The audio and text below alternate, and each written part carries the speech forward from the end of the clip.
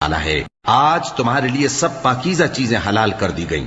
اور اہل کتاب کا کھانا بھی تم کو حلال ہے اور تمہارا کھانا ان کو حلال ہے، اور پاک دامن مومن عورتیں اور پاک دامن اہل کتاب عورتیں بھی حلال ہیں، جبکہ ان کا مہر انہیں دے دو، اور نکاح سے عفت قائم رکھنی مقصود ہو، نہ کہ کھلی بدکاری کرنی اور نہ چھپی دوستی کرنی۔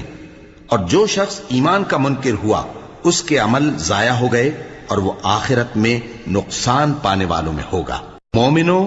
جب تم نماز پڑھنے کا قصد کیا کرو تو اپنے منہ اور کوہنیوں تک ہاتھ دھو لیا کرو، اور سر کا مسح کر لیا کرو، اور ٹخنوں تک پاؤں دھو لیا کرو،